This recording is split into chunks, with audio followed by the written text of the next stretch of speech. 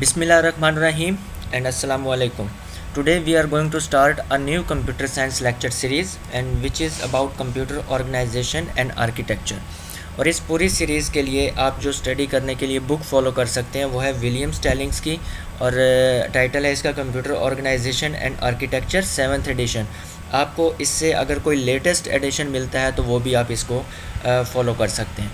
So first of all we are going to start with architecture and organisation. सबसे पहले हम difference करेंगे architecture में और ऑर्गेनाइजेशन में।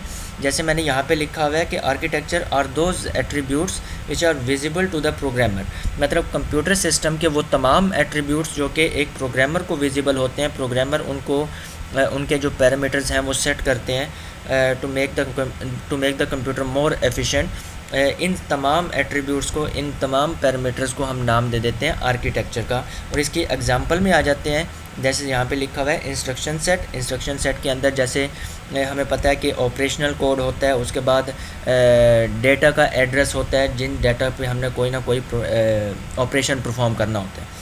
इसके बाद है number of bits used for the data representation, IO mechanism, input output mechanism and addressing techniques. कि किसी भी स्टोरिंग डिवाइस के अंदर हमने डाटा को एड्रेस किस टेक्निक को यूज़ करते हुए करना है, ये सारी चीज़ें आ जाती हैं आर्किटेक्चर के अंदर। और इसके बाद आता है ऑर्गेनाइजेशन। और ऑर्गेनाइजेशन है किसी भी, ये तमाम जो एट्रीब्यूट्स हैं इनको आपस में इन्होंने काम कैसे करना है, इनकी हमने इम्प्लीमेंटेशन कैसे करनी है, ये तमाम चीज़ें आ जाती हैं ऑर्गेनाइजेशन के अंदर। और इसमें जो बेसिक चीज़ आ जाती है वो कंट्रोल सिग्नल्स हैं। लाइक कोई भी चीज़, आप कोई भी फंक्शन परफॉर्म करना चाहते हैं, किसी डिवाइस को कोई फंक्शन परफॉर्म करने के लिए कोई रिक्वेस्ट भेजना चाहते हैं तो उसके लिए कंट्रोल सिग्नल्स जनरेट होते हैं। इसके अलावा इंटरफेसेस हैं बिटवीन डिफरेंट डिवाइसेस, उसके बाद मेमोरी टेक्नोलॉजीज़ हैं। तो ये सारी चीज़ें आ जाती हैं ऑर्गेनाइजेशन के अंदर। तो यहाँ पे मैंने एक एग्जांपल लिखी हुई है जिसके अंदर लिखा हुआ है is there a multiple instruction, sorry this word is multiply instruction. कि कोई भी वहाँ पे कोई इस किस्म की इंस्ट्रक्शन है जो कि आपके गिवन नंबर्स को मल्टीप्लाई कर सकती है। उसके बाद ऑर्गेनाइजेशन के अंदर हमने ये इसी का आंसर दिया हुआ है, is there a hardware to multiply unit या मल्टीप्लाई यूनिट और it is done by repeated additions. यहाँ पे हम एक एग्जांपल लेते हैं, जैसे कि फॉर एग्जांपल हम मल्टीप्लाई करना चाहते हैं 2 मल्टीप्लाइड बाय 3, आंसर इज़ 6। तो इसको इम्प्लीमेंट करने के दो तरीके हैं। एक तो आप 2 और 3 को मल्टीप्लाई कर दो तो भी आपको आंसर 6 मिल सकता है, या फिर आप 2 को 3 टाइम्स ऐड करें तो भी आपको आंसर 6 मिल सकता है। और ये दोनों इसके वैलिड मेथड्स हैं to perform the multiplication of 2 numbers. तो यहाँ पे हम ये डिस्कस करते हैं, यहाँ पे जो हमने एग्जांपल दी उसमें हमने यही डिस्कस किया कि क्या वहाँ पे कोई इस किस्म की मल्टीप्लाई की इंस्ट्रक्शन एग्जिस्ट करती है कंप्यूटर के आर्किटेक्चर के अंदर, या फिर जो उसकी ऑर्गेनाइजेशन है उसको हमने जो पहले से कोई एडिशन की इंस्ट्रक्शन एग्जिस्ट करती है उसको यूज़ करके हमने रिपीटेड एडिशन करके उसकी जो मल्टीप्लिकेशन है उसको परफॉर्म करना है। तो ये एक बेसिक सी एग्जांपल है कंप्यूटर आर्किटेक्चर और ऑर्गेनाइजेशन के लिए। इसके बाद आर्किटेक्चर और ऑर्गेनाइजेशन के अंदर हम ये चीज़ डिस्कस करते हैं कि जितने भी for example Intel x86 families आई थी, ये तमाम इनका जो आर्किटेक्चर था सेम था। और ये जो x86 फैमिली है इसके अंदर 8086 प्रोसेसर्स, माइक्रो प्रोसेसर्स आ जाते हैं और 8088 माइक्रो प्रोसेसर्स आ जाते हैं। और ये स्टार्ट हुई थी 1978 में, और जो फर्स्ट प्रोसेसर आया था इनका 1978 में वो 16 बिट था। उसके बाद 1985 में 32 बिट हुआ और फिर 2003 में जाके ये 64 बिट पे ट्रांसफ़र हुआ। इसी तरह नीचे जो सेकंड पॉइंट हमने लिखा हुआ है IBM सिस्टम 370 फैमिली। अब ये जो IBM सिस्टम 370 फैमिली है ये 1970 में इंट्रोड्यूस करवाई गई थी और ये फ़र्स्ट टाइम जो थी वो 32 बिट आर्किटेक्चर में आई थी। और बस यहाँ तक आपको ये इसके बारे में अगर आप स्टडी करना चाहें तो इस बुक के अंदर मज़ीद इसकी इन्फॉर्मेशन गिवन है कि जो पिछले आर्किटेक्चर थे या पिछली इनकी फैमिलीज़ थी वो कैसे डिफ़र हो रही थी, क्या क्या चीज़ें उनमें डिफरेंस था। This give code compatibility at least backwards, मतलब कि ये जितनी भी हम फैमिली पढ़े, जैसे मैंने आपको एग्जांपल दी 8086 और 8088। तो जैसे 8088 था इसका आर्किटेक्चर इसमें 32 बिट आ गया था, लेकिन ये जो पिछला आर्किटेक्चर था 8086 वाला उसके साथ भी compatible था, उसके साथ भी मिल के ये काम कर सकता था। Organisation differs between different versions. अब ये जो ऑर्गेनाइजेशन है ये जैसे जैसे वर्जन अपग्रेड होते गए उनकी जो ऑर्गेनाइजेशन लेवल था वो इंक्रीज़ करता गया और उसके अंदर जो इंस्ट्रक्शन सेट था या उसकी डिफरेंट इम्प्लीमेंटेशंस जो थी वो चेंज होती गई। इसके बाद आ जाता है स्ट्रक्चर एंड फंक्शन। ये दो इंपॉर्टेंट डेफिनेशंस हैं, दो इंपॉर्टेंट कॉन्सेप्ट्स हैं। Structure is the way in which components relate to each other, मतलब जितने भी हार्डवेयर कंपोनेंट्स हैं वो एक दूसरे के साथ कैसे कनेक्टेड हैं, एक दूसरे के साथ कैसे रिलेटेड हैं, इस पूरी चीज़ को हम नाम दे देते हैं स्ट्रक्चर का। और ये हार्डवेयर लेवल पे आ जाता है कि कोई भी चीज़ कहाँ पे हमने अटैच करनी है और क्या चीज़ उसके लिए जो बसेस वगैरह हैं, जो केबल्स वगैरह हैं, वो उनको हमने कैसे यूज़ करना है। और function is the operation of individual component as part of the structure. और जो फंक्शन है वो किसी भी एक कंपोनेंट का, किसी भी एक हार्डवेयर कंपोनेंट का ऑपरेशन है। लाइक मेमोरी है तो उसका काम है डेटा को स्टोर करना, और when we want to delete it इसका काम है उसको वहाँ से हटा देना, उसको वहाँ से डिलीट कर देना। तो ये मैंने आपको एक एग्जांपल दी। स्ट्रक्चर के अंदर फिज़िकल कंपोनेंट्स जो हार्डवेयर कंपोनेंट्स कंप्यूटर के हैं उनको हम स्टडी करते हैं और उनके आपस में इंटरकनेक्शंस को स्टडी करते हैं। और फंक्शन के अंदर हम इंडिविजुअल कंपोनेंट के ऑपरेशंस को स्टडी करते हैं। इसके बाद फंक्शंस आ जाता है। All computers functions are following. जो मेजर फंक्शंस है कोई भी एक कंप्यूटर परफॉर्म करता है, सबसे पहले उसके अंदर आ जाता है डेटा प्रोसेसिंग का, उसके बाद डेटा स्टोरेज का, डेटा मूवमेंट एंड कंट्रोल। अब इसको हम देखते हैं कि कोई भी कंप्यूटर कैसे डेटा प्रोसेसिंग कैसे करता है, डेटा स्टोरेज कैसे करता है, डेटा मूवमेंट कैसे होती है और कंट्रोल, मतलब ये डिफरेंट सिचुएशंस के अंदर कंप्यूटर के कौन कौन से पार्ट्स एक्टिव होते हैं, कौन कौन से कंपोनेंट्स एक्टिव होते हैं। So first one is functional view. इसके अंदर ये जो हमने लिखा हुआ है यहाँ पे डेटा मूवमेंट ऑपरेटर्स, ये असल में हमारी इनपुट आउटपुट यूनिट है और इनपुट आउटपुट डिवाइसेस को कनेक्ट करने के लिए ये हमने यहाँ पे लिखा हुआ है। इसके बाद ये हमारा है कंट्रोल मैकेनिज़्म, जहाँ पे जिसको आप कंट्रोल सेंटर भी कह सकते हो, सीयू कंट्रोल यूनिट भी कह सकते हो। इसके बाद यहाँ पे आ जाती है हमारी डेटा स्टोरेज फैसिलिटी, जिसको आप मेमोरी भी कह सकते हो। और यहाँ पे आ जाता है हमारा प्रोसेसिंग फैसिलिटी, जिसको आप सीपीयू भी कह सकते हो, प्रोसेसर भी कह सकते हो। तो ये जो कंट्रोल मैकेनिज़्म है ये डायरेक्टली कनेक्टेड होता है आईओ डिवाइसेस के साथ भी, मेमोरी के साथ भी और फिर प्रोसेसर के साथ भी। तो आगे हम देखते हैं कि ये डिफरेंट जो हमने ऊपर फंक्शंस पढ़े वो कैसे परफॉर्म होते हैं और इसके अंदर कौन कौन से हार्डवेयर कंपोनेंट्स हैं वो कैसे यूज़ होते हैं। First one is data movement, कि डेटा को एक डिवाइस से दूसरी डिवाइस में हमने मूव करना है, उसको ना तो हम स्टोर कर रहे हैं ना तो उसको हम प्रोसेस कर रहे हैं। तो इसका मतलब ये हुआ कि इसकी एग्जांपल हम ले लेते हैं कि कोई एक इनपुट डिवाइस थी, उससे हमने डेटा को मूव करना था किसी दूसरी इनपुट डिवाइस के अंदर।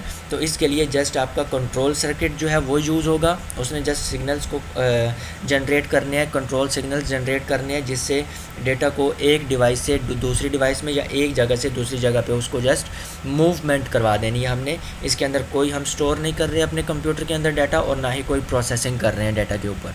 So first operation is data movement. इसके बाद आ जाता है स्टोरेज का। अब ये जो मूवमेंट है ये हमारी, मैंने आपको जैसे पहले बता दिया, ये हमारी इनपुट आउटपुट डिवाइसेस हैं और यहाँ से हम डेटा को सेव करना चाहते हैं अपनी मेमोरी के अंदर, अपनी हार्ड ड्राइव के अंदर।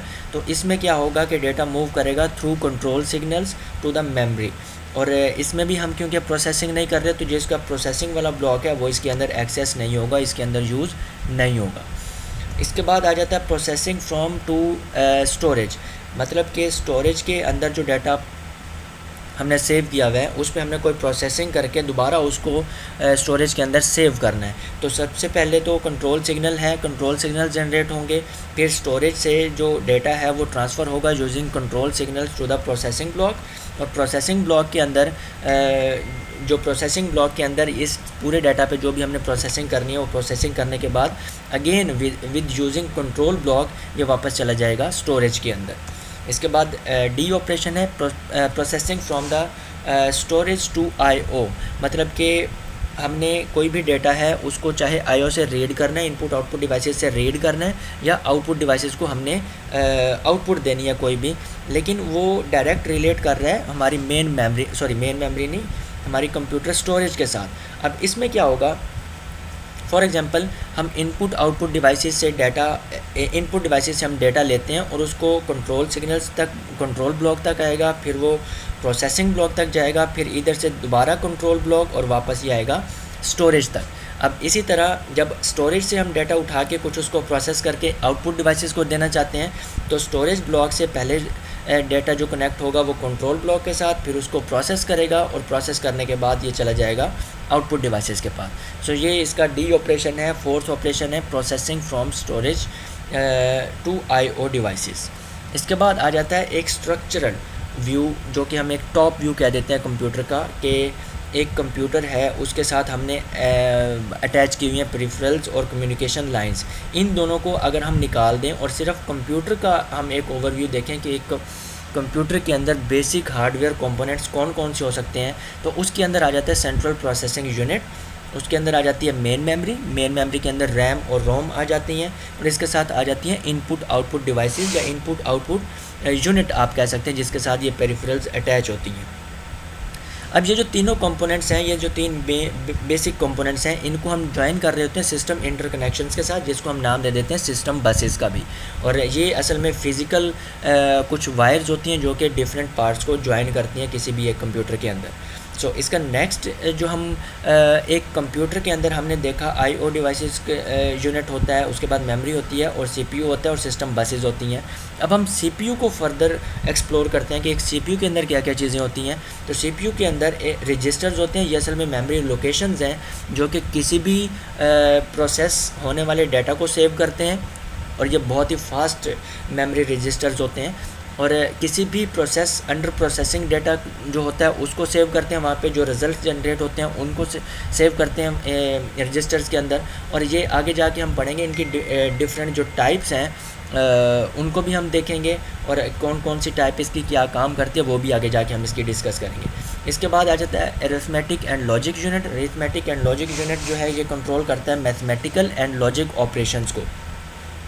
उसके बाद आ जाता है कंट्रोल यूनिट, जो कि सिग्नल्स को जनरेट करता है, कंट्रोल सिग्नल्स को जनरेट करता है कि कौन सी डिवाइस किस वक्त क्या काम करेगी, या उसको डाटा रीड करना है या राइट करना है। इस किस्म के जितने भी फंक्शनैलिटी हैं, जितने भी सिग्नल्स हैं, वो कंट्रोल यूनिट जनरेट करता है। और अगेन इसके अंदर इंटरनल CPU इंटरकनेक्शंस होते हैं, इंटरनल कुछ वायरिंग होती है, फिज़िकल वायर्स होते हैं जो इनको इन तीनों कंपोनेंट्स को आपस में ज्वाइन करती हैं। इसके बाद आ जाता है हम फर्दर एक्सप्लोर करते हैं, जैसे हमने पिछले स्टेप के अंदर CPU को एक्सप्लोर किया, उसके अंदर ALU कंट्रोल यूनिट और रजिस्टर्स को हमने एक्सप्लोर किया। अब फर्दर हम देखते हैं कि कंट्रोल यूनिट के अंदर क्या क्या चीज़ें होती हैं। इसके अंदर सीक्वेंसिंग लॉजिक, आप इसे कहें सीक्वेंसिंग लॉजिक होती है, जो कि एक कोई भी इंस्ट्रक्शन, सेट ऑफ इंस्ट्रक्शन आया, उसको उसकी एक तरतीब के अंदर हमने एग्जीक्यूशन करवानी है। और इसके साथ कंट्रोल मेमोरी, इस कंट्रोल मेमोरी के अंदर भी कुछ स्पेशल टाइप के रजिस्टर्स होते हैं जो कि इंस्ट्रक्शंस को स्टोर करते हैं जब उनकी एग्जीक्यूशन हो रही होती है उतने टाइम के अंदर। और इसके साथ फिर आ जाता है control unit registers and decoders. और ये रजिस्टर्स भी हम आगे जाके पढ़ेंगे कि अभी तक हमें सिर्फ रजिस्टर्स के बारे में यही जानना बहुत है कि registers are the memory locations, और ये इनसाइड द CPU होती हैं जो कि डेटा को स्टोर करती हैं, जो अंडर प्रोसेस होता है डाटा उनको, और जो रिजल्ट्स जनरेट हो रहे होते हैं उनको ये रजिस्टर्स के अंदर सेव किया जाता है। इसके बाद हम आज कुछ डिस्कस करते हैं कि हमने इस पूरी सीरीज़ के अंदर क्या क्या चीज़ें पढ़नी हैं। कंप्यूटर एवोल्यूशन एंड परफॉर्मेंस है, कंप्यूटर इंटरकनेक्शन स्ट्रक्चर्स हैं, इंटरनल एक्सटर्नल मेमोरीज़ हैं, इसके अलावा इनपुट आउटपुट डिवाइसेस और इनपुट आउटपुट यूनिट्स के बारे में हम पढ़ेंगे। Operating system support, computer arithmetic instruction sets, ये बहुत इंपॉर्टेंट टॉपिक है इंस्ट्रक्शन सेट्स का, ये हम आगे जाके पढ़ेंगे। CPU structure and functions, reduced instruction set computers, उसके बाद super scalar processors, control unit operations, micro program control, micro processor and vector processing. ये जो हम बेसिक टॉपिक्स है इस पूरी सीरीज़ के अंदर कवर करेंगे। इंशाल्लाह नेक्स्ट लेक्चर में मुलाकात होगी। टिल देन अल्लाह हाफिज़।